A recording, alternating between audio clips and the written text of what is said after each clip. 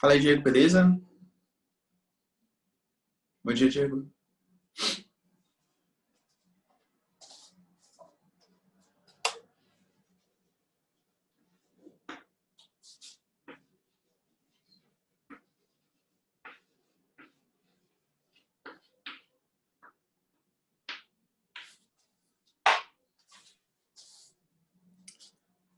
Bom dia, gente. Bom dia, bom dia, bom dia.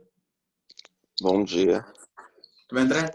Tudo bem, Bia? Felipe, Isa, Samuel, de boa?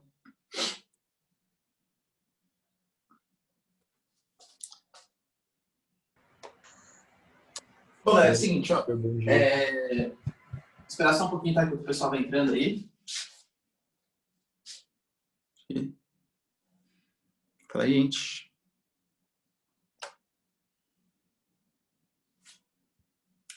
Seguinte, ó.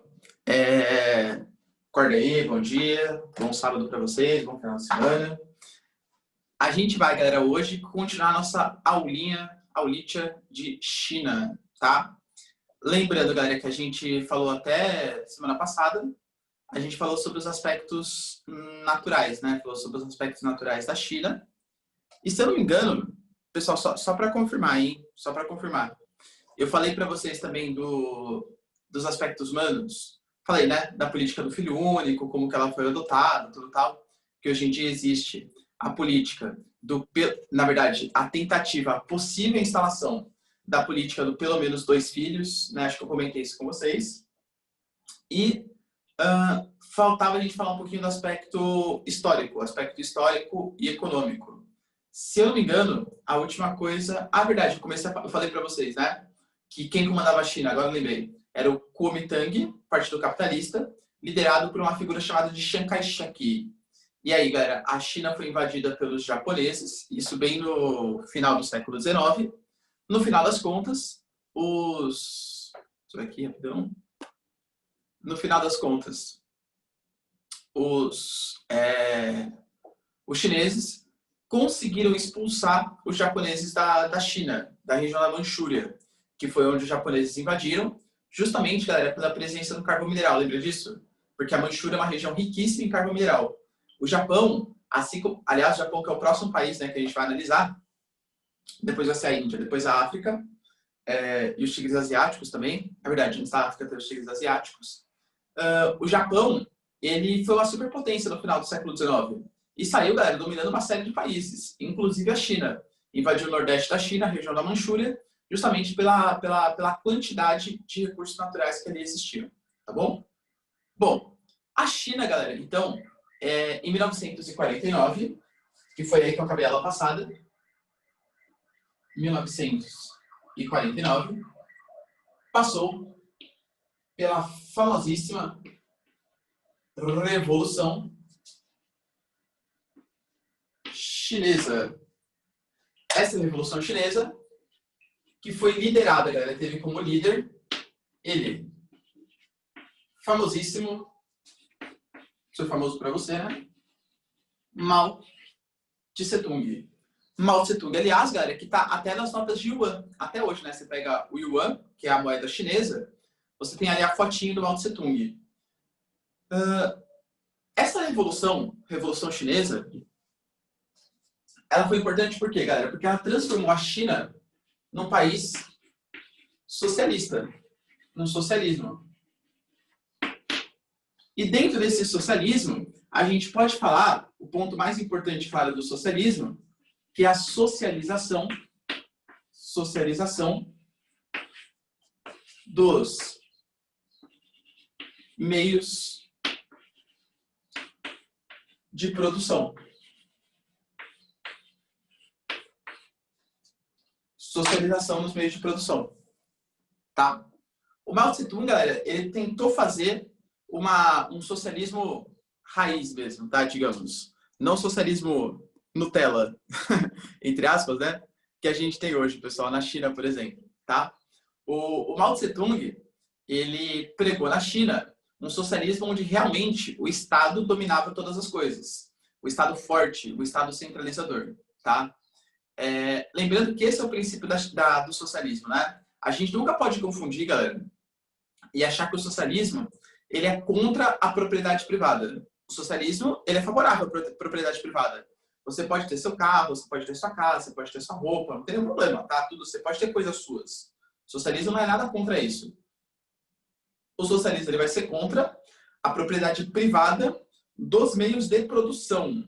Não contra a propriedade privada, ponto. Contra a propriedade privada dos meios de produção. Então, tudo aquilo que gere valor, né? Uma fazenda, um comércio, um hospital, uma farmácia, etc. Isso tudo tem que ser do Estado. Tudo que gere valor tem que ser do Estado. E todo mundo passa a ser funcionário público. A China fez isso. Ela coletivizou, socializou todos os meios de produção. Ponto importante do Mao Tse Tung, galera, tá? Da era Mao Tse Tung. Mao Tse Tung, que vai ficar no poder. Vou até colocar aqui para vocês, ó. De 1949 até 1976. O que ele fez de importante, o Mao Tse Tung, galera? Pontos importantes, essa socialização e principalmente a chamada revolução cultural. Revolução cultural. O que foi essa revolução cultural, professor? Eu diria para vocês que foi o que fez a China dar certo. Eu já vou entender o porquê se dá certo, entre aspas, tá? Quando eu falo para vocês, olha, vamos transformar um país, né, o Brasil, por exemplo, num país socialista. Muito possivelmente, alguns de vocês terão várias críticas. Professor, socialismo não dá certo, não sei o que lá, tal, beleza. Quais são as principais críticas que a gente pode fazer ao modelo socialista de produção? Eu diria para vocês, galera, que primeiro, é a ideia de um Estado centralizador, um Estado que não aceita, né, ideias de oposição, coisa que valha, e a burocratização das coisas também. Imagina que, por exemplo, né, a gente não está no presencial, mas imagina que a gente está no presencial, tá? O vetor presencial. E aí tem o cursinho ali, que tem, sei lá, tem uma lâmpada no cursinho, tá? E o cursinho, agora o Brasil é um Estado socialista. Para a gente conseguir a troca dessa lâmpada, a gente vai ter que pedir uma autorização do Estado, que vai passar pelo secretário, fazer uma autorização, vai fazer um licenciamento, blá, blá, blá, blá. Enfim, é capaz que demore, galera, quase um mês para a lâmpada conseguir ser trocada. Justamente por ser uma coisa estatal e precisar passar por uma série de regulações. Porque o Estado, em geral, ele é muito mais burocrático, ele é muito mais demorado para conseguir fazer as coisas, tá? A China parcialmente resolveu isso, porque ela instalou uma série de diretórios em vários locais diferentes, todos ligados ao poder central. Então, você não tinha o poder centralizado no único espaço. Você tinha vários centros de poder controlados pelo Mao Tse Tung, claro. E uma outra coisa, galera, que também leva ao não sucesso, assim, digamos, do socialismo. Pense o seguinte, ó. Isso foi um experimento que eu vi no Facebook. Eu juro que eu não sei se é real ou se é só mais uma historinha de Facebook, né, que a gente conhece, tá? Mas uma fake news espalhada por aí. Teve um professor numa universidade americana que ele falou assim, gente, ó, seguinte, como eu sei que vários de vocês defendem a ideia do socialismo, eu acho que é meio mentira, tá? Mas acho que é importante pensar no resumo da história. Como eu sei que vários de vocês defendem o socialismo, o comunismo, né? Eu vou fazer uma experiência aqui com vocês. Não vai ter nota individual na classe. Não vai ter nota individual. Ou seja, a nota de todo mundo vai ser uma nota coletiva. Eu vou somar, vocês vão fazer a provinha. Eu vou somar a nota que todo mundo vai tirar. Então, tem o cara que tirou 10 e tem o cara que tirou 2. Eu vou somar a nota de todo mundo e todo mundo, a média dessa nota, vai ser a nota coletiva da sala. Na primeira prova, segundo essa história do Facebook, que eu não sei se é verdadeira, tá? A primeira prova, a média da sala foi 6, aproximadamente 6, que é uma nota boa, né? Boa assim, tipo, acima da média, tá? Mas teve aquele cara que tirou 10, porque estudou bastante, e teve o cara que tirou 2, porque estudou pouco. Na próxima prova, o cara que tirou 10 falou, meu, eu tirei 10 para ficar com a média 6. Nem vou estudar dessa vez. E o cara que tirou 2? Meu, eu tirei 2 e mesmo assim eu fiquei com a média 6. Ou seja, não preciso nem estudar. A média da sala, pouco a pouco, ela foi se reduzindo. Por quê? Porque se as pessoas, elas não veem o resultado do esforço delas como uma espécie de recompensa, as pessoas tendem a ficar um pouco mais desmotivadas, tá? de novo, falei para vocês, eu não sei se essa é uma história verdadeira, tá? Se realmente isso aconteceu, mas acho que é importante vocês pensarem nas consequências. O capitalismo, a maneira como a gente vive, aliás, é uma maneira, galera, que favorece a competitividade, o individualismo, a concorrência. Não adianta só você estar bem economicamente. O que adianta é você estar bem e estar melhor que o seu vizinho. É você comprar alguma coisa e mostrar que você comprou aquela coisa. Já pararam para pensar, galera? Por que as lojas de roupa, por exemplo, elas vêm... Você parece um outdoor ambulante. Você compra uma roupa da Nike, por exemplo. Não adianta a roupa ser da Nike. Ela tem que ser da Nike e tem que ter os símbolos aqui, ó, da Nike, estampado no peito. Você é quase um outdoor fazendo propaganda da marca. Por quê? Porque você se sente bem mostrando que você comprou uma blusa, uma roupa, etc., que é de uma marca importante, que é de uma marca relevante. Isso, galera, é a maneira como a gente é criado. Essa maneira individualista, de concorrência, crescimento, baseado no fracasso dos outros. E o socialismo é uma concepção diferente. Não tem essa concepção, galera, de concorrência, de individualismo, de meritocracia. A gente pode até entrar num papo até um pouco mais filosófico, profundo, para saber se essa questão individualista é uma coisa própria do capitalismo ou própria dos seres humanos. Eu particularmente, acho que isso é muito mais próprio do capitalismo, tá? Mas existem opiniões, hipóteses, teses diferentes disso, tá? Assim, o ser humano, ele realmente, galera, ele é completamente individualista, ele pensa na meritocracia o tempo inteiro. Então, o capitalismo é o sistema econômico que mais se agrega aos interesses dos seres humanos. Eu, particularmente, não acho, tá? Eu acho que essa concepção individualista, concorrencial, de estar sempre precisando crescer em cima dos nossos amigos, em cima das pessoas que estão convivendo próximo da gente, eu acho que isso é uma coisa meio que colocada na gente, tá? Uma coisa assim, que a gente desenvolve pela sociedade em que a gente vive, pela sociedade que a gente vive. Mas fato é, galera, que a União Soviética, por exemplo, ela passou por isso. Imagina se eu falo para vocês, ó, gente, seguinte, todo mundo vai ter acesso, não sei, acho que a grande maioria aqui que quer fazer medicina, acho que todo mundo vai ter acesso a uma faculdade de medicina sem precisar prestar vestibular, beleza? Só que do mesmo jeito, a gente vai continuar com as nossas aulas, porque vocês têm que adquirir conhecimento. Sendo sinceros comigo, galera, vocês estariam vendo uma aula de China às 7 horas da manhã de um sábado? Acho que difícil. Eu estaria, porque eu amo conhecimento. Galera, até admiro, tá, a sua proposta assim, de gostar de conhecimento, etc. Mas eu duvido que vocês colocariam à disposição para 7 horas da manhã tá vendo uma aula de geografia. Percebe? Por quê? Porque vocês estão fazendo isso por vocês. A motivação que vocês têm de passar numa faculdade, ter porque aqui no Brasil, né, tem poucas vagas de ensino público, tá, essas coisas. Então, a motivação que vocês têm para conseguir entrar numa faculdade. Pô, admirável. Se eu falo para vocês que existe um pleno emprego... Oh, obrigado, Felipe. Obrigado. Se eu falar para vocês, cara, que existe uma política de pleno emprego, plena vaga em faculdade, isso desmotiva um pouco as pessoas, sabe? Né? E é uma coisa que aconteceu na União Soviética. Por exemplo, vamos pegar o meu caso aqui também, tá? É que eu, particularmente, vocês vão falar que é puxa-saquismo, mas juro que não é, tá? Eu gosto de dar aula, galera. Eu gosto de ficar falando das coisas de geografia e tal, uma coisa que me faz feliz. Mas, vamos fingir que é um trabalho que, tipo, eu não gosto muito. Eu vou acordar às 7 horas da manhã para dar aula para vocês, porque eu sei que se eu não der aula para vocês às 7 horas da manhã, o Rubão vai ficar pé da vida, ele vai me demitir e eu não vou ter dinheiro para fazer as coisas que eu quero, tá? Resumidamente. E se eu falar que eu tenho uma política de pleno emprego, que nem é uma política socialista, que nem é da União Soviética? Putz, 7 horas da manhã, sábado e tal. Acho que vou dar um migué, hein? Falar que eu tô com dor de barriga, com dor de cabeça, papá, e não vou dar aula. Eu vou ter meu emprego garantido, de qualquer maneira. A tendência é que se a população não muda a mentalidade dela, uma política de pleno emprego, garantia de emprego, leve a uma queda da produtividade. As pessoas, por incrível que pareça, são movidas pelo medo também. Pelo medo do desemprego, pelo medo do faltar dinheiro, pela tentativa de crescimento, por esse individualismo. O Mao Tse-tung sabia disso. Assim, se a gente fizer um socialismo igualzinho da União Soviética, vai dar problema. porque as pessoas vão se sentir desmotivadas, a produtividade vai reduzir. Então, o que o Mao Tse Tung fez? Uma revolução cultural. Isso é um ponto importante. O capitalismo, ele prega que o indivíduo, ele sempre tem que estar acima do coletivo.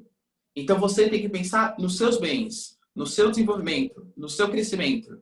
O socialismo não, galera. O socialismo, o bem individual, ele está abaixo do bem coletivo. Ou seja, a gente tem que pensar primeiro no desenvolvimento do país, do bem da sociedade, porque a sociedade bem vai retribuir para você, você indivíduo. E essa mudança é o que mais causa o fracasso do socialismo. Não existe, isso é importante, hein? Não existe socialismo com população com mentalidade capitalista. Não existe. Não tem, galera. O socialismo é muito mais que uma prática política e econômica. É uma prática cultural. É uma prática mental. É uma prática de você, como indivíduo, se colocar abaixo do Estado. O Estado é superior a você. O bem coletivo é superior a você. O bem coletivo é superior ao bem individual. E para conseguir fazer essa transformação, é muito complicado, galera. É muito difícil. Nós somos construídos, moldados de uma maneira individualista.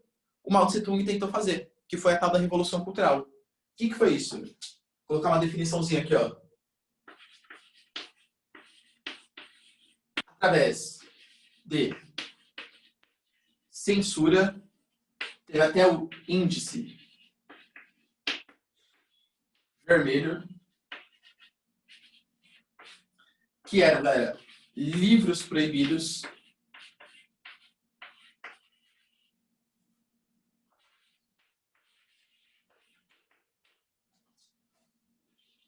culto à imagem do líder e uso da violência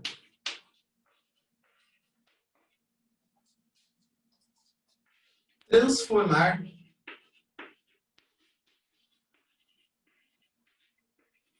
a mentalidade da população. Ou seja, fazer, galera, o bem coletivo acima do bem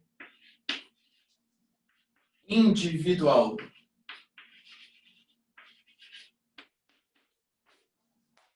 O bem coletivo acima do bem individual.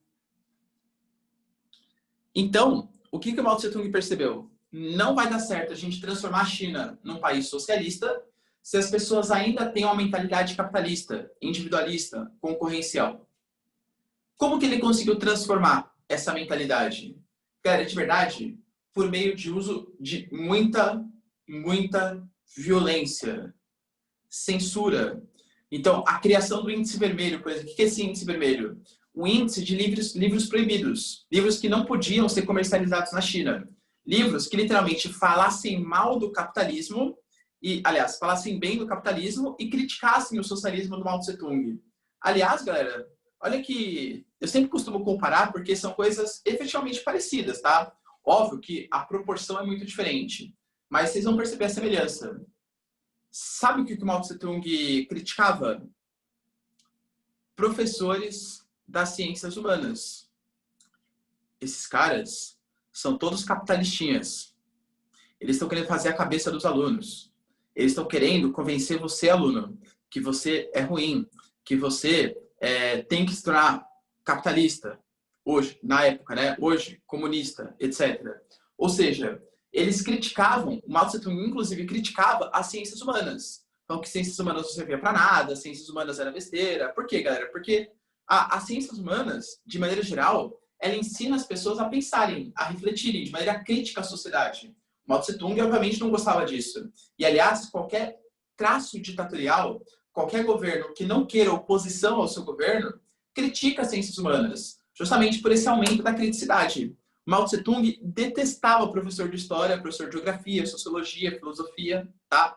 Tanto que ele mudou completamente a grade curricular dessas matérias, fazendo com que essas matérias ensinassem não uma criticidade, mas ensinassem o nacionalismo. A geografia ela foi muito utilizada dessa maneira, tá? Muito, por exemplo, durante a época, talvez, se vocês perguntarem para os pais, para os avós de vocês, avós, né? Eles vão falar, eu sei porque meu pai ele brinca comigo sobre isso. Ele fala assim, ô filho, quando eu estudava geografia no meu colégio, eu nunca falando essas coisas que você fala de economia, essas coisas. Eu estudava quais que eram a foz do Rio Amazonas, aonde que estava instalando tal coisa. Eu estudava muito mais geografia física, né? Relevo, clima, etc. Por quê, galera? Porque o pensamento das ciências humanas, quando não é utilizado de maneira crítica, ele é utilizado como instrumento de Estado para desenvolver um nacionalismo, para desenvolver um patriotismo em cima da população. Então, no caso do Brasil mesmo, tá? A geografia era utilizado para você saber como que é o Brasil e desenvolver o amor pelo Brasil, desenvolver o amor pela pátria de uma maneira completamente arbitrária, de uma maneira completamente não crítica, digamos assim, tá bom? Mao Tse-tung, exatamente a mesma coisa. Todo governo ditatorial tem ódio das ciências humanas. Todo governo ditatorial, com traços de ditatorial, tem ódio das ciências humanas. Então, Mao Tse-tung, índices de livros proibidos, culto à imagem do líder. Por exemplo, Mao Tse-tung, galera, ele obrigava todos os meios de produção, fábrica, etc., tudo que gerasse valor, a ter uma fotinho dele. Um pouco egocêntrico, né? Tudo que era meio de produção tinha que ter uma fotinho do Mao Tse-tung. Essa fotinho, galera, fazendo um culto ali à imagem do líder. Sabe por quê? Porque se você começa... Isso é traço também de várias ditaduras, né? Se você começa a enxergar o líder em todos os locais, você meio que perde a noção que o cara é um ser humano. Quem está em todo lugar, que está sempre te acompanhando aonde você vá, é Deus, né? Deus. Para quem acredita em Deus, claro. É Deus. Mao Tse-tung é o Deus. Mao Tse-tung, galera, transcendeu a noção de um ser humano. Então, tudo que esse cara falar, tá certo. Tudo que esse cara falar, tá correto. Eu vou acreditar, eu vou seguir. Essa é a noção do Mao Tse-tung, tá bom? Então, ó, culto à imagem do líder e uso da violência para transformar a mentalidade da população. Professor, essa revolução cultural deu certo? Eu diria para vocês que sim, por um lado, e não pelo outro. Eu vou colocar aqui, ó.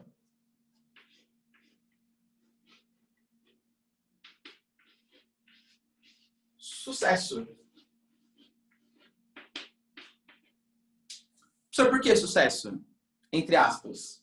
Porque a gente vai ter como consequência disso aqui a criação de uma mão de obra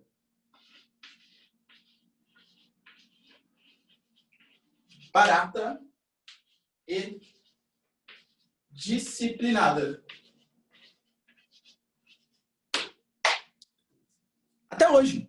Vê se tem greve na China. Não existe greve na China, tá? Se tem manifestação contrária ao governo. Se teve, por exemplo, em 1997, quando teve o massacre da Praça da Paz Celestial, um grupo de estudantes se reuniu para impedir a passagem de tanques de guerra que faziam uma comemoração da Revolução Chinesa, a China vai lá e mata. Simplesmente vai lá e mata.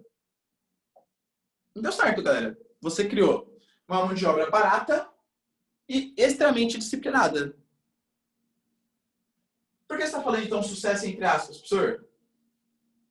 Porque a gente vai ter mais ou menos de 50 a 60 milhões de mortes.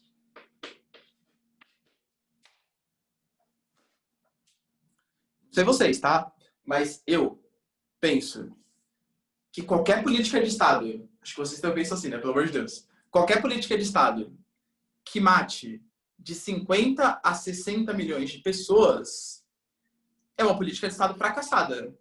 Por mais que você tenha conseguido chegar no seu objetivo, que é mudar a mentalidade da população à força, através do convencimento, da censura, da indicação de livros proibidos e do culto à imagem do líder, matou, galera, 60 milhões de chineses. Porque é isso, galera. Nenhuma política que tem que matar 60 milhões de pessoas, matar uma pessoa já é trágico. matar 60 milhões de pessoas em nome de um ideal, em nome de uma política, extremamente complicado. Extremamente complicado. Então, por isso que eu falo que deu certo. Atingir os objetivos do Estado, que era formar uma mão de obra que não reclamasse, extremamente trabalhadora. Uma mão de obra que trabalha não para ela, mas sim para o Estado, para sustentar o Estado chinês e pensar que o Estado chinês crescendo vai retribuir os favores para eu como indivíduo. Só que isso causou a morte de 50 a 60 milhões de chineses. Então deu certo, entre aspas, digamos assim. Tudo bem, galera? Essa parte do Mao Tse Tung aqui, o que foi a Revolução Cultural? Professor, por que os outros países não interferiram nesse processo? Visto que além dessas mortes, era o levante de um Estado socialista. Na verdade, Samuel, teve sim, tá? Inicialmente a China, até a década de 60, tá? O Mao Tse Tung no início, ele era muito aliado à União Soviética, tá? Tanto que, acho que eu já contei a história para vocês, mas, enfim, não sei se você eu vou contar de novo, tá?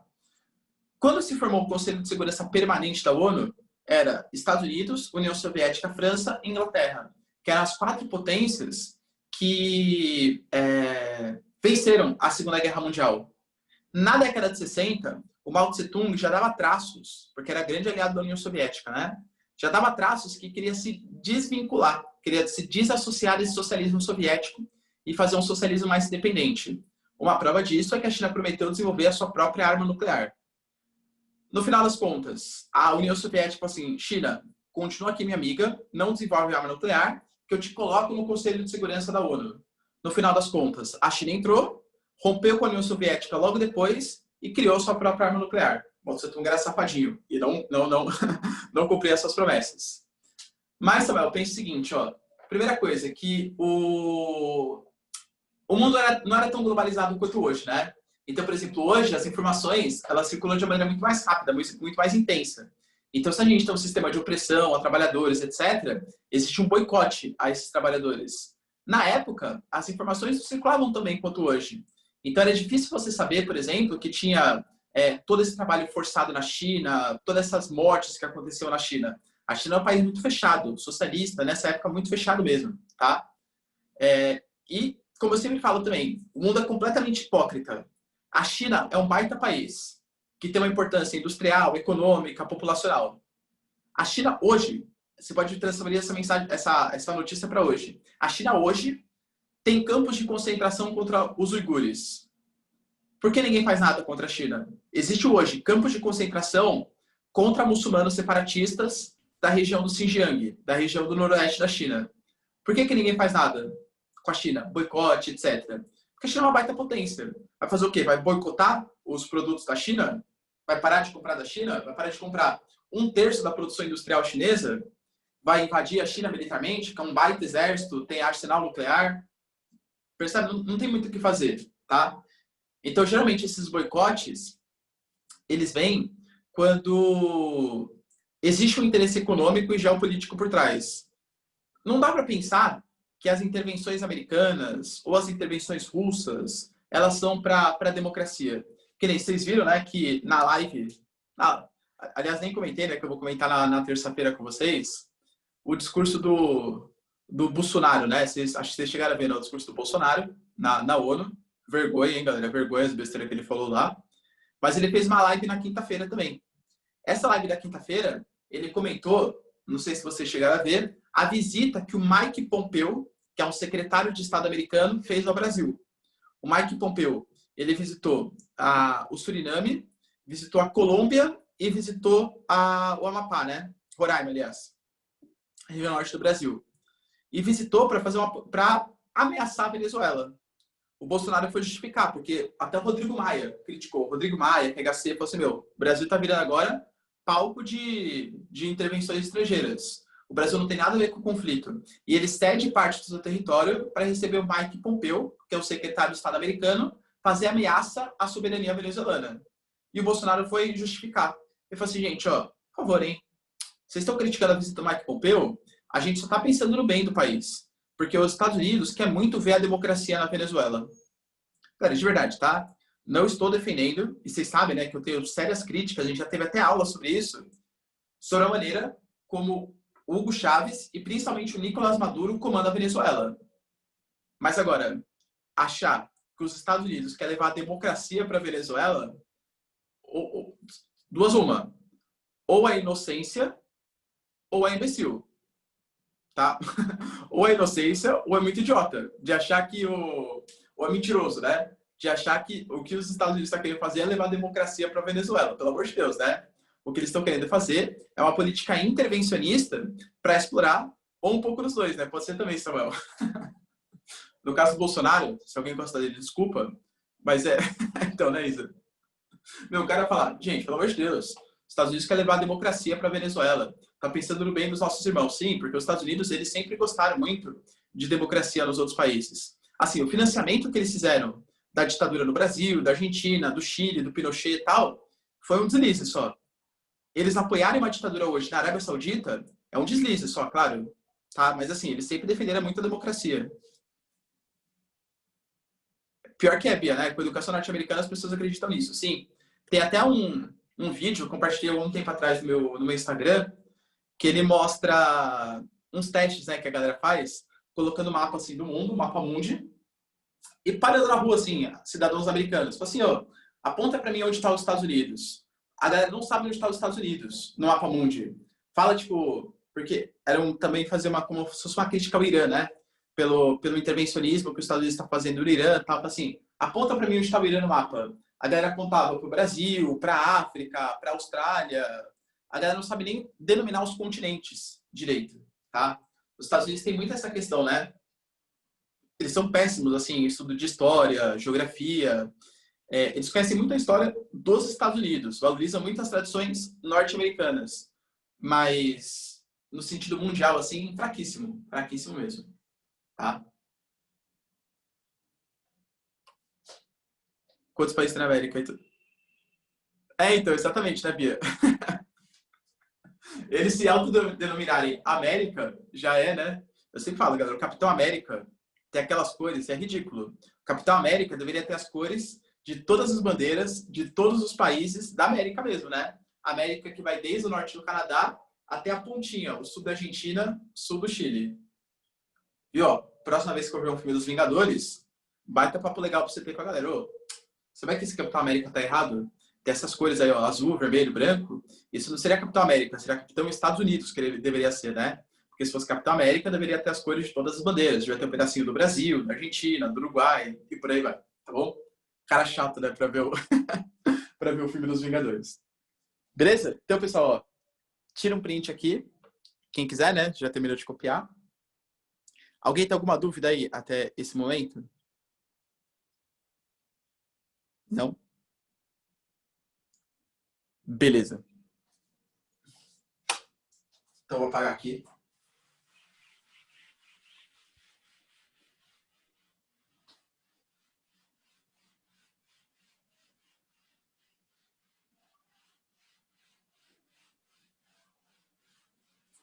Aí, galera, o Mao Tse Tung morreu. Se morreu. Se foi. E a gente vai ter um novo período de 1976 até 1997. A era Deng Xiaoping.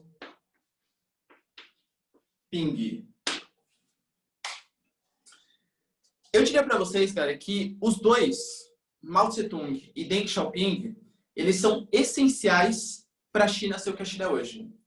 O Mao Tse Tung tem uma importância mais política, tá? Transformar a China num estado socialista, centralizador, etc. E o Deng Xiaoping tem uma importância mais econômica. Geralmente as pessoas, elas vão me falar menos no Deng Xiaoping. E até acho o nome dele um pouco estranho, né? Meu, Deng Xiaoping, que cara é esse e tal? Mas, ele é tão ou mais importante que o Mao Tse Tung. O que ele vai pensar, galera? O Deng Xiaoping, ele vai pensar na modernização da China. Ele que vai fazer essa política de um socialismo de mercado. Quando a China, vou colocar ali para vocês, né? Quando a China começou a crescer nesse sentido econômico, político, etc., perguntaram para o Deng Xiaoping, Deng Xiaoping, e a China? Ela é socialista ou ela é capitalista? E acho que essa resposta serve até hoje. Ele falou assim, galera, em chinês, né, claro. Essa é uma frase muito marcante, tá? Eu diria para vocês que é a síntese do pensamento do Mao Tse Tung. Numa entrevista ele falou isso. Gente, não importa se o gato é preto ou se o gato é branco. O que importa é que o gato caça o rato. Mao Tse Tung, o Deng Xiaoping filosófico, hein? Não importa se a China é capitalista ou se a China é socialista. Chame do que você bem entender. O que importa é que a China cresça economicamente. Tá bom? Não importa se o gato é branco ou preto. O que importa é que o gato caça o rato. Síntese do pensamento do Mao Tse Tung. Ele respondeu isso numa entrevista que deu para ele. A China passou a ser um socialismo de mercado. A China passou a promover uma abertura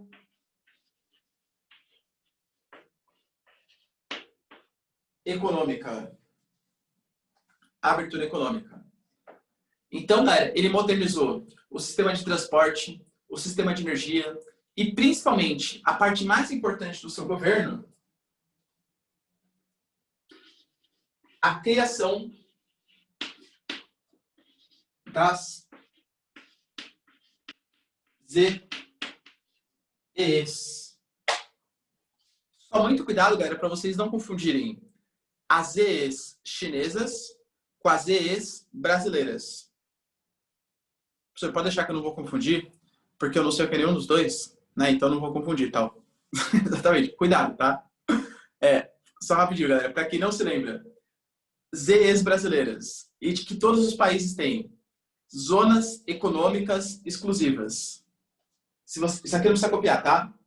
Se vocês bem se lembram, se a gente pegar aqui, ó, o Brasilzão esquemático, você tem uma área do nosso litoral que você pode fazer explorações econômicas, explorar petróleo, pesca, etc. Essa área equivale a 200 milhas náuticas do nosso litoral. Essa área aí chama de Zona Econômica Exclusiva, ZEs brasileiras. É a área que o Brasil tem soberania de exploração do subsolo e exploração das águas, tá? ZEs. Essa área, ela é tão importante, galera, para a nossa economia, que a gente chama de Amazônia Azul. Ou seja, uma área em que o Brasil tem uma soberania muito grande, que tem uma área de mais ou menos 4,5 milhões de quilômetros quadrados, que é mais ou menos a área da Amazônia também, e que tem muitos recursos, tanto biológicos como recursos minerais também. Petróleo, etc. Tá? Não é isso que eu estou falando. Não é a zona econômica exclusiva.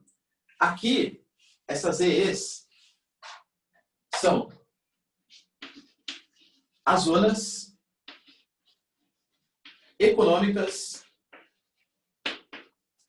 especiais.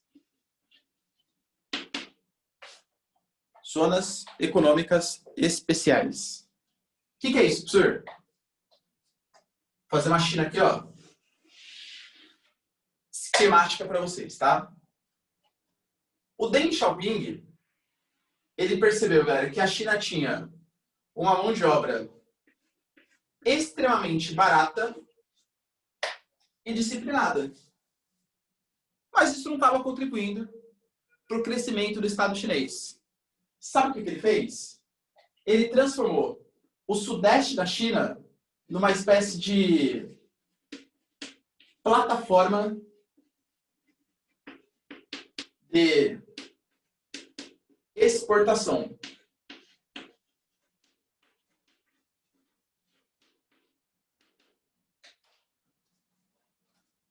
Empresas do mundo, vocês querem aproveitar um baixo custo de produção? Opa, estamos aí. Vocês querem se aproveitar uma proximidade com o mercado asiático, lembrando, galera, que hoje a China, ela margeia, faz margem para o Oceano Pacífico, que é o oceano mais movimentado do ponto de vista de capitais. Vocês querem ter proximidade com esse tipo de negócio? Proximidade com a China, com o Japão, Estados Unidos? Quer ter proximidade? Opa, beleza. Vocês querem se aproveitar de baixos impostos? E vocês querem se aproveitar de uma MDO, mão de obra barata? Com toda certeza. A China convidou empresas, indústrias estrangeiras para produzirem no seu território, oferecendo baixíssimo custo de produção, leis ambientais pouquíssimo rígidas e uma mão de obra extremamente barata. Várias empresas começaram a se instalar na China. As empresas vinham, se instalavam na China, só que não produziam para a China, produziam para exportação. Só que em compensação, galera, deixavam muito dinheiro no Estado chinês.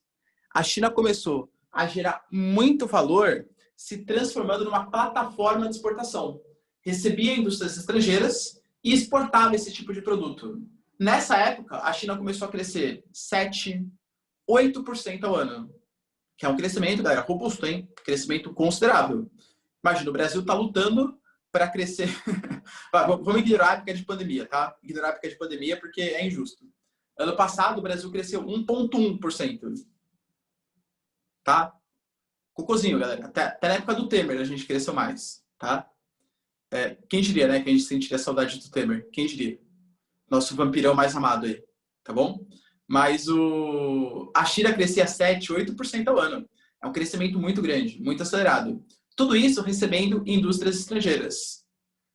E olha que interessante. Quem trabalhava nessas indústrias eram os chineses. Os chineses, eles consumiam produtos do Estado chinês, porque era um socialismo, né? Os meios de produção completamente estatizados, mas eles trabalhavam para indústrias transnacionais. E como que funciona o pagamento? Da mesma maneira, galera, como funcionava o programa Mais Médicos, que quando os cubanos vieram para cá. Não é que a indústria pagava o trabalhador. A indústria paga o Estado. E o Estado vai lá e paga o trabalhador. Tá? Então, a indústria, para ir... Hoje menos, né? Hoje não é assim, tá? Mas na época, a indústria, ela estava na China, pagava o Estado e o Estado pagava o trabalhador. Então, tinha o Estado como mediador. E a gente sabe que sempre quando tem um Estado como mediador, o Estado gosta de tirar um cascalho aí, né? Dos trabalhadores. Beleza? Isso, galera, promoveu um crescimento econômico muito acelerado da China.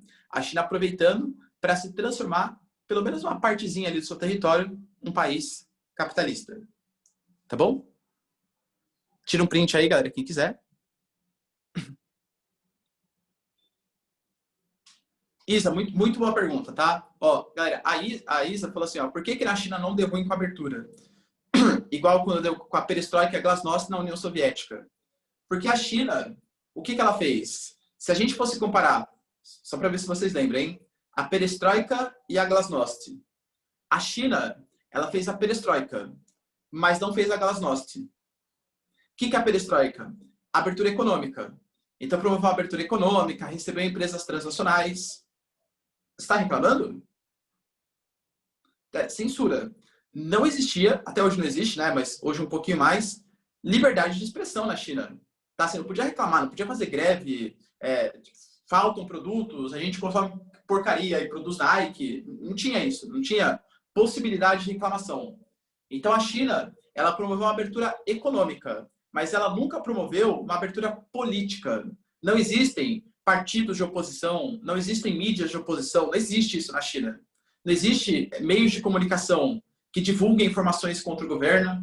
A União Soviética, o Gorbachev, ele promoveu, não por culpa dele, né? Não é que ele queria o fim da União Soviética, mas acabou culminando com o fim do socialismo, não porque ele queria, mas porque ele fez uma glasnost muito forte.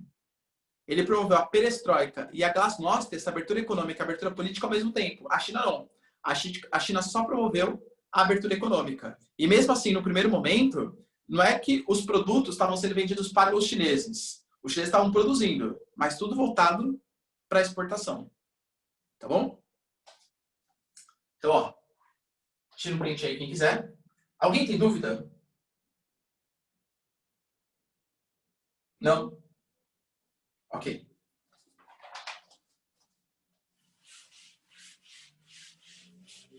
Já na década de 90, o Deng Xiaoping, no alto da sua... Aliás, galera, vocês sabiam, né, que o Deng Xiaoping, ele é tão ídolo, digamos, quanto Mao Tse-tung. Tanto que o Xi Jinping, hoje líder da China, ele vem promovendo, né, uma abertura econômica, ele vem promovendo o crescimento geopolítico da China. Dizem, o colocam como não o novo Mao Tse-tung, mas como o novo Deng Xiaoping, ou seja, o novo líder que vai colocar a China nos patamares mais elevados da economia mundial. E realmente o cara está conseguindo, tá? Realmente está conseguindo. Vocês viram que o TikTok ele foi banido durante um dia dos Estados Unidos. Aí depois uma juíza, né, deu uma... Aliás, ó, eu vou falar as coisas lembrando. Eu tinha prometido para vocês que eu assisti o Dilema das Redes para falar para vocês se é bom, né? Galera, assistam. É muito bom, tá? Esse documentário da Netflix. Assistam, o Dilema das Redes. Nada assim, de verdade. Vi, até hoje eu não vi. Você vai me matar, né? Eu vou até tirar um print aqui, ó. Para eu lembrar. Tira um print para eu lembrar depois de assistir. Bia, eu vou assistir, eu prometo para você. Vou, tá? O Dilema das Redes... Sim, Bia, pode repetir. Eu que sou meio tonto, tá? Eu sempre esqueço. Agora, tirei o print, eu não vou esquecer, não vou esquecer. O Dilema das Redes, ele é um documentário que é bem legal, tá? Então, também, péssimo. O Dilema das Redes, ele... Sendo sincero aqui, tá? A gente já conversou, galera, várias vezes na aula sobre esses assuntos. Sobre o quanto que as mídias sociais, os celulares, os meios de comunicação, como que os dados são o petróleo do século XXI. Então, falar que assim, nossa, vai trazer muita novidade para vocês. Não vai, tá? Tudo, acho que vocês já sabem, a gente já bateu um papo aqui sobre isso. Mas é interessante porque eles mostram, através de imagens, eles criam uma família fictícia, mostrando o que o celular causa de danos na família, etc. Acho que é bem interessante, tá? Assistam, é bem legal. Do Netflix tem 3 filmes / documentários que falam bastante sobre essa questão das redes sociais e a questão da democracia, etc. Que é a Privacidade Hackeada. Privacidade Hackeada é muito bom. Eu acho que ele é até um pouco mais informativo que esse recente, o Dilema das Redes. Privacidade Hackeada, que mostra como que as redes sociais interferiram no processo do Brexit e da eleição do Trump. Rede de Ódio, que é um filme, não é um documentário, é um filme, que mostra, galera, uma empresa que contrata um garoto para criar para difamar uma empresa concorrente. E aí depois ele começa a se envolver com política, criando perfis fakes, robôs, etc. É bem interessante também, tá? Como que manipula a opinião pública. E o Dilema das Redes, que é legal também, tá? Bem legal. Recomendo que vocês assistam aí. Quem não assistiu, galera, assiste, tá? E eu vou assistir, Bia, também, prometo, tá? Eu vou assistir, primeiro capítulo, eu vou assistir nesse final de semana, prometo. Aí na terça-feira eu já falo pra você, Bia, prometo, tá bom? Fato é, galera, que nos anos 1990, o Deng Xiaoping, já nos seus finalmente ali, né, já bem velhinho e tal, ele decide dar mais uma tacada de mestre. Fala assim, gente, a gente está crescendo bastante, a China, baita potência, crescimento e tal. Vamos dar um passo a mais? Qual? Abertura do mercado chinês às empresas estrangeiras. Ou seja, a China vai deixar de ser somente uma plataforma de exportação. A China vai começar a consumir, os chineses, né, vão começar a consumir os produtos que são produzidos na China. Interessante, hein? Algumas condições. Para você ter acesso ao mercado chinês,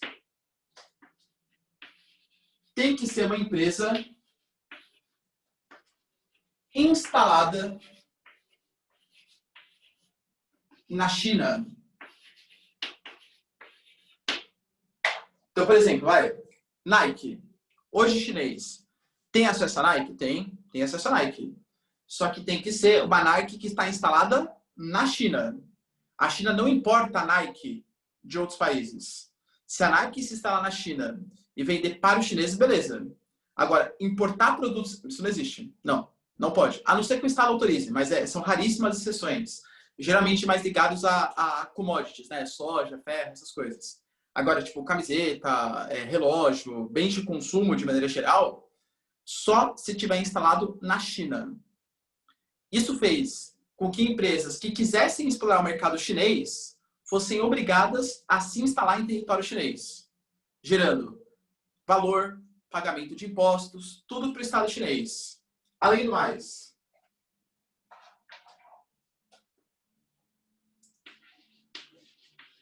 repasse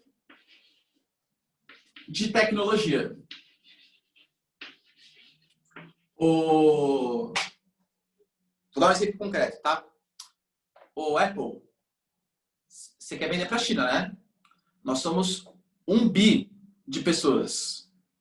Mais até, né? Hoje 1,3 bi de pessoas. Vocês querem ter acesso ao mercado chinês, não querem? Beleza. É só vocês virem, se instalem aqui. 50% do lucro para a China.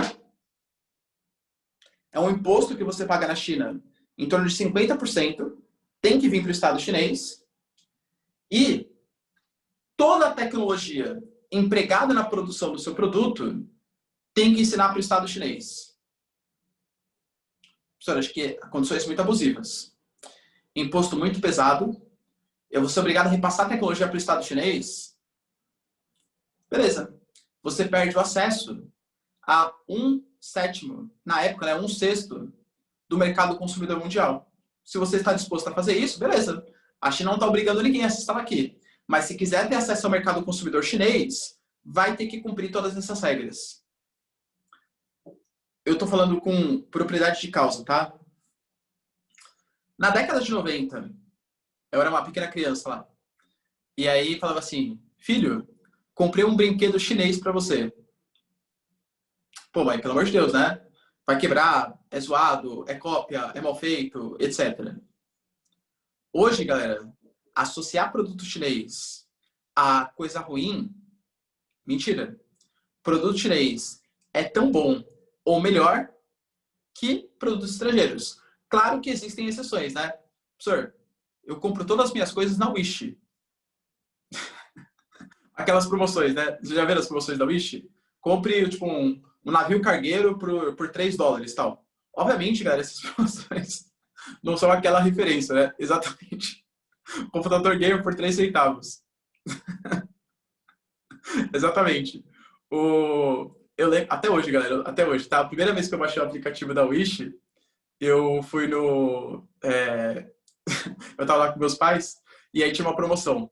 Jaqueta de couro por $2. Eu falei, caramba, né? E ganhei luva diferente, exatamente.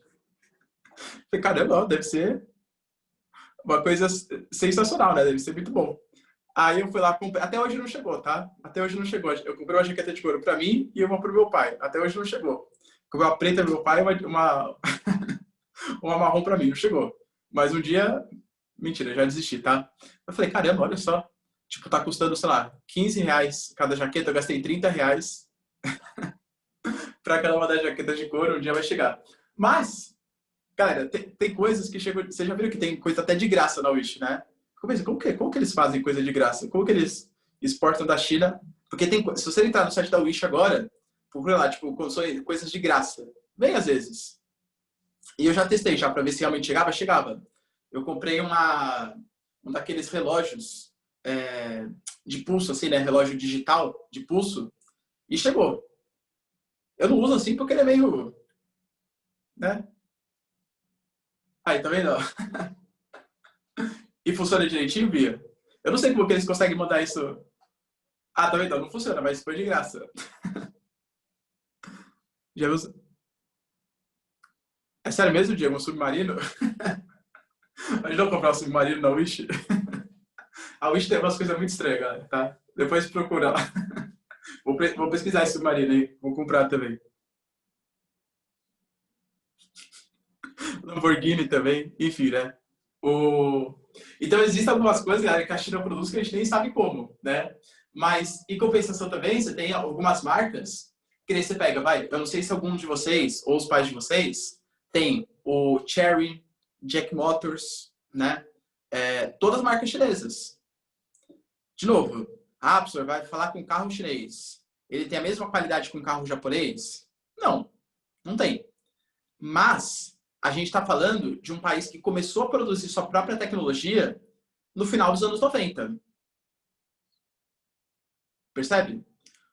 A China, hoje, tem automobilísticas competitivas desenvolvidas em menos de 20 anos. Como que eles desenvolveram toda essa tecnologia?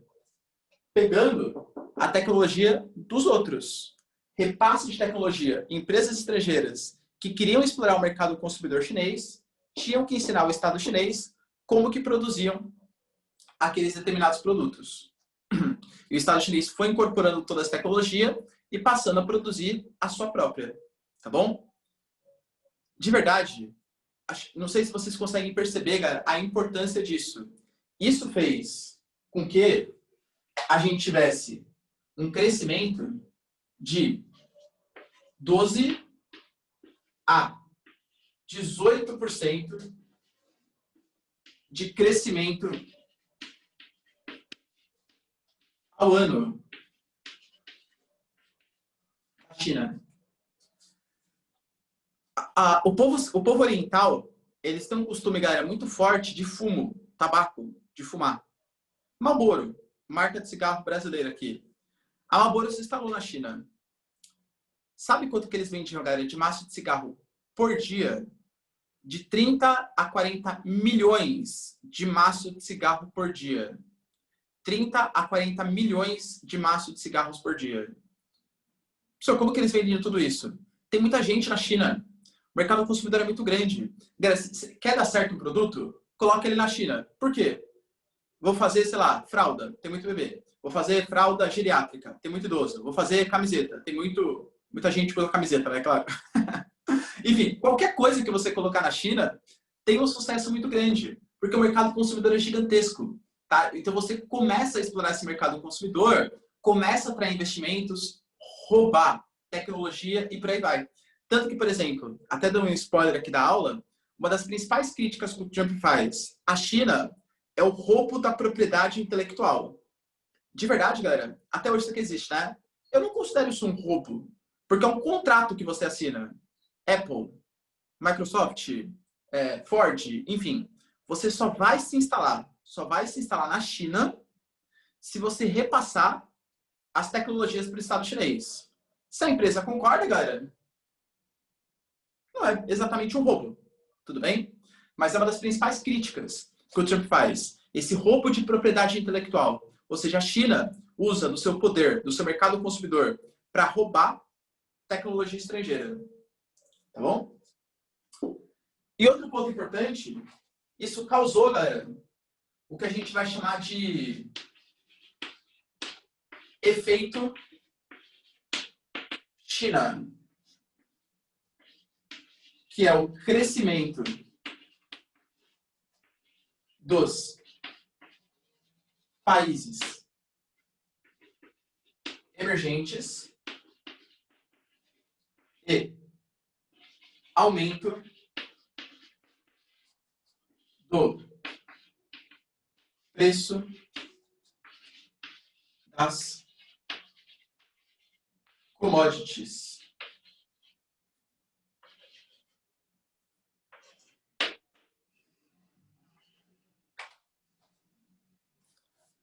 A China está crescendo muito, ela cresce baseada no quê? No setor secundário, que é o que mais consome recursos naturais. Ela está crescendo, está desenvolvendo, está produzindo, está consumindo mais ferro, petróleo, etc. Isso tudo dispara de preço no final dos anos 90 e começo dos anos 2000.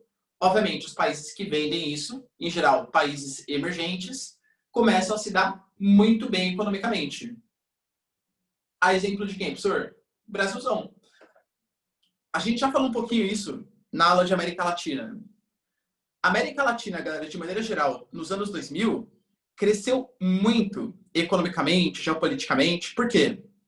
Governos que pregavam uma distribuição de renda mais igualitária, programas sociais, que incluíram uma parcela da população que antes não consumia. Isso gera retorno financeiro, com toda certeza. Você fazer pobre consumir gera retorno financeiro.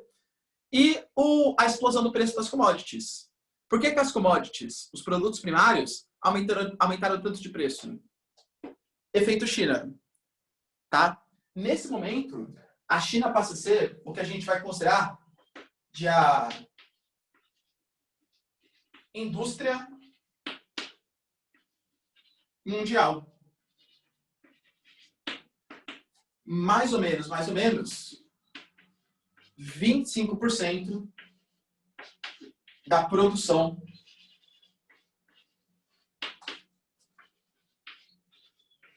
mundial.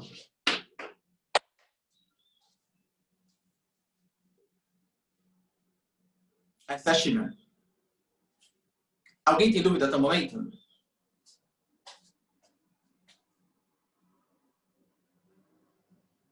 Não? Tira o print aí, galera, quem quiser. Vou ter medo de copiar aí.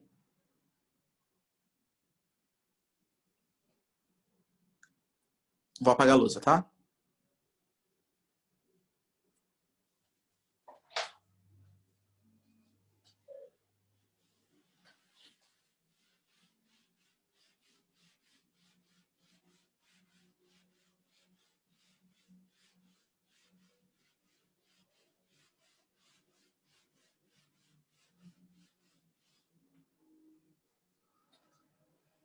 Sem dúvidas? Ok. Aí, a China, ela vai começar a crescer os seus olhinhos geopoliticamente falando. Como assim, professor? Estamos importantes economicamente. O mundo depende da gente, da nossa produção industrial, do nosso crescimento econômico. Beleza. 1997.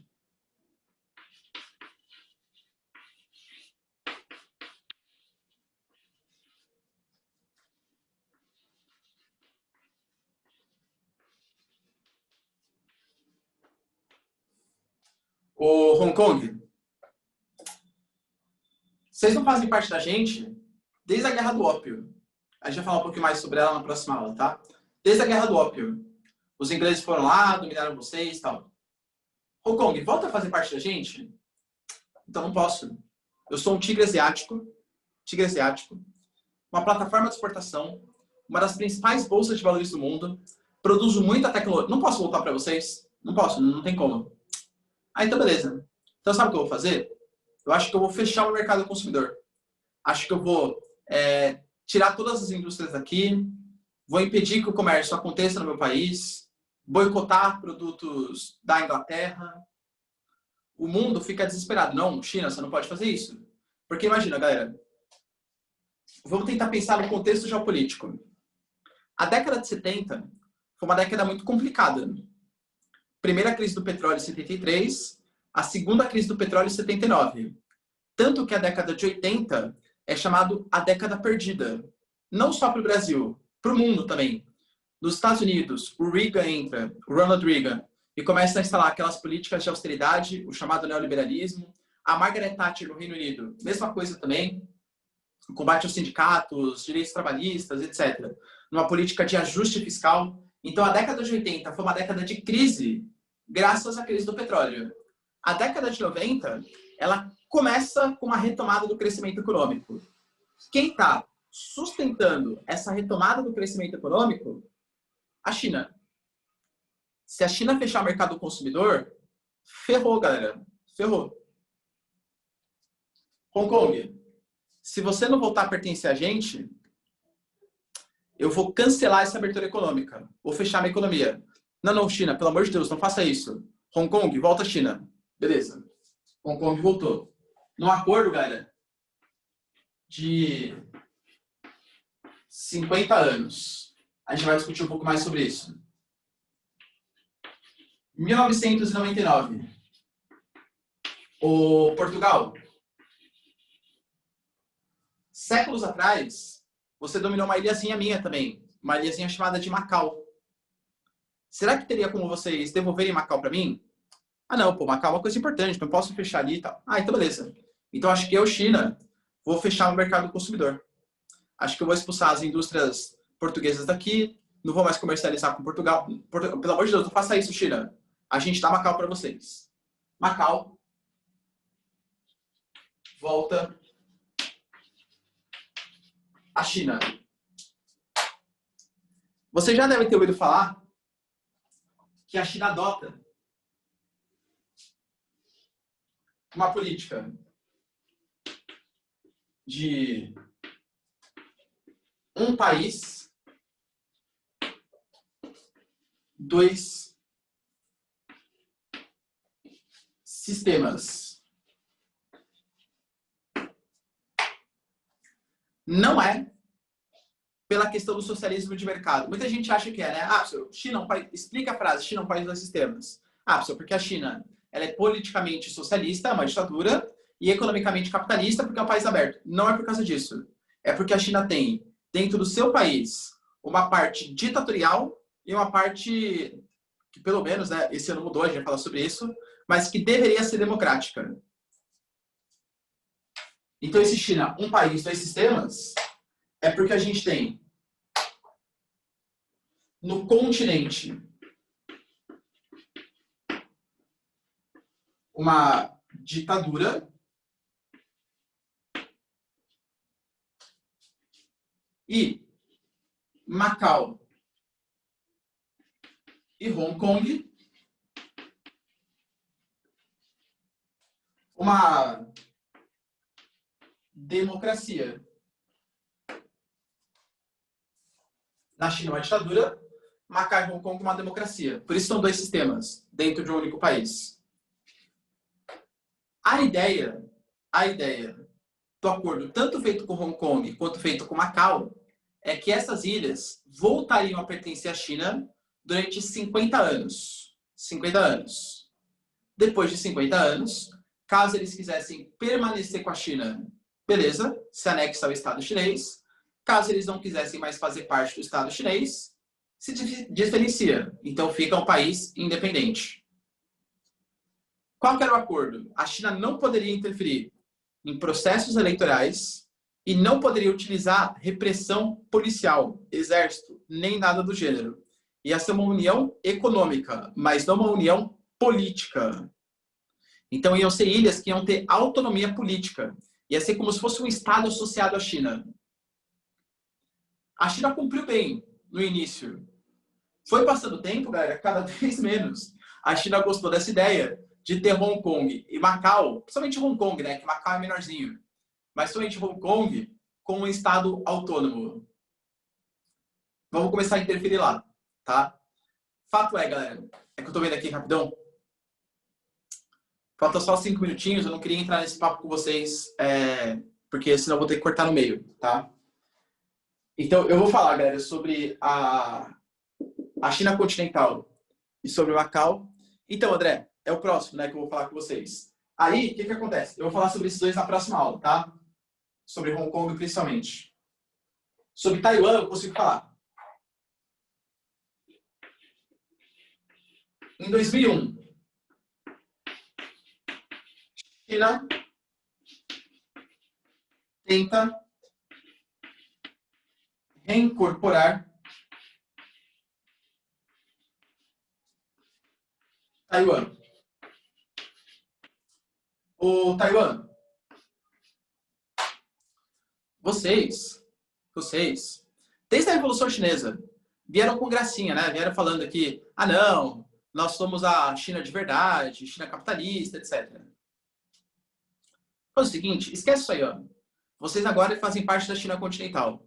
Taiwan, não quero, jamais. Porque a Taiwan tem um ódio, assim, dos territórios que eu tô falando, com toda certeza, é o que tem a maior rivalidade com o Estado chinês.